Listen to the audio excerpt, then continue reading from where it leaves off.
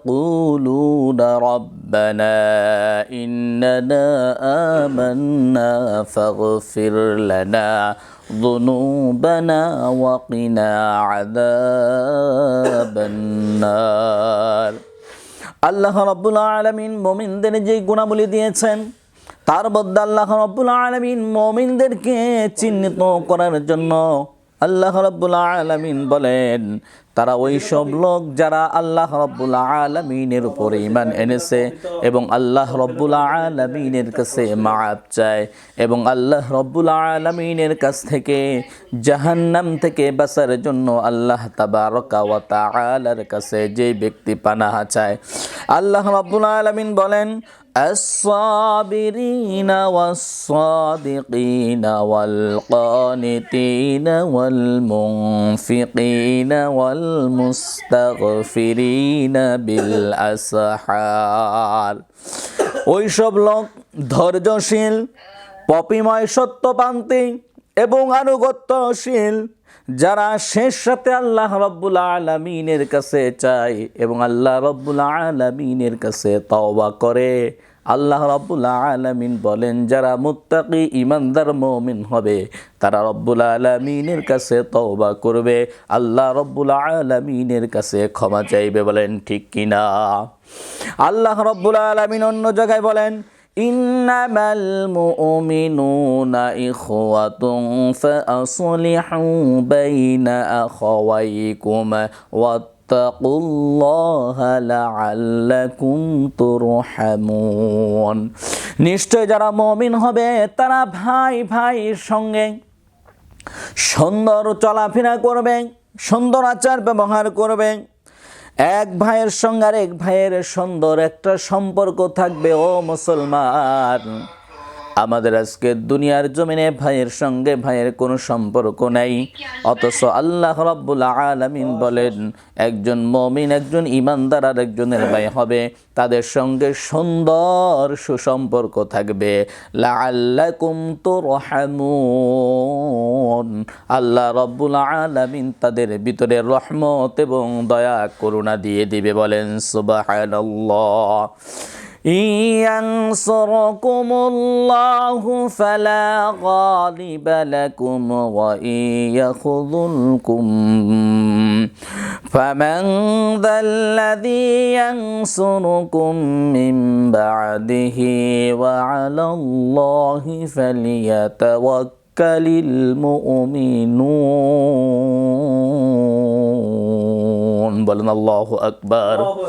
আল্লাহ রাব্বুল আলামিন বলেন আল্লাহ যদি তোমাদেরকে সাহায্য করেন তাহলে পৃথিবীর কোনো শক্তি নাই যে তোমাদেরকে পরাজিত করবে, তোমাদেরকে হারায়া ফেলবে। আর আল্লাহ রাব্বুল আলামিন যদি তোমাদেরকে সাহায্য না করে পৃথিবীর কে আছে ও মুমিন তোমাদেরকে বিজয়ের মালা পরাবে। অর্থাৎ আল্লাহ তাআলা যদি তোমাকে সাহায্য করে পৃথিবীর কোনো মানুষ তোমাকে আর কোনোদিন কোনোভাবে বিপদে ফেলাতে পারবে না। আর রব্বুল আলামিন যদি সাহায্য না করে মুসলমান কোনোদিন তুমি আর কোনোদিন বিজয়ের মালা পড়তে পারবা না। আল্লাহ রাব্বুল আলামিন বলেন তোমাদেরকে সাহায্য করতে পারে, কাজেই যারা সচ্চা মুমিন তাদেরকে আল্লাহর উপর ভরসা করা উচিত। কারণ মুমিনরা আল্লাহ ছাড়া অন্য কারোর কাছে চায় না, অন্য কারোর কাছে কোনো কিছু চায় না। বরং আজকে পৃথিবীতে মুমিন নামে এক ধরনের লোক আছে, তারা দেখবেন দল বিদল বুঝি না পীরের দরবারে গিয়ে বলে আমার বাবা বড় বাবা দয়াল বাবা কেবলা বাবা। আবার বলেন মুসা তোমার নবী ছিল তোর পাহাড়ে সোয়ার করলো, মুসা তোমার নবী ছিল তোর পাহাড়ে সোয়ার করলো। আল্লাহর নূরে পাহাড় জ্বলে নবী কেন জ্বলল না? আল্লাহ তোমার নীলা খেলা কেউ বোঝে না, কেউ বোঝে কেউ বোঝে না। বলেন ঠিক কিনা? একদল এরকম আছেন যারা পীরের দরবারে গিয়া জিকির দেখে এরকম আচ্ছা ভাই এটা আবার কোন জিকির? আল্লাহ রাব্বুল আলামিন বলেন ফাযকুরুনি আযকুরুকুম ওয়াশকুরুলি ওয়ালা তাকফুরুন, আমাকে তুমি ডাকো, স্মরণ করো, আমি রব্বুল আলামিন তোমার স্মরণে অবশ্যই অবশ্যই তোমার ডাকের মধ্যে সাড়া দেব।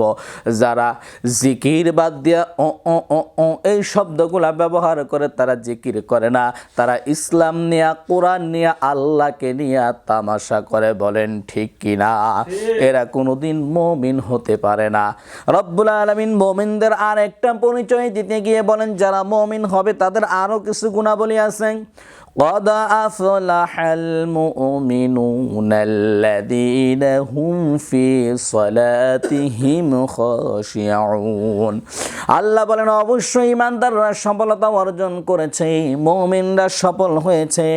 সফলতার জন্য যদি মুমিন সফল হতে চায়, প্রথম দায়িত্ব আল্লাযীনা হুম ফি সালাতিহিম খাশিউন, তারা বিনয়ের সহিত আল্লাহ রাব্বুল আলামিনের সেই সালাতে নামাজটা আদায় করবেন। পৃথিবীতে এমন দরবার আছে, এই দরবারে গেলে নামাজ রোজা লাগে না, নামাজ কালাম পড়ে না। ও মুসলমান, এই দলের লোকগুলা, এই দরবারের লোকগুলা কোনোদিন মুমিন হতে পারে না, আবার তারা কোনোদিন মুমিনের বন্ধু হতে পারে না। কারণ আল্লাহ তাবারক ওয়া তাআলা বলেন যারা ঈমানদার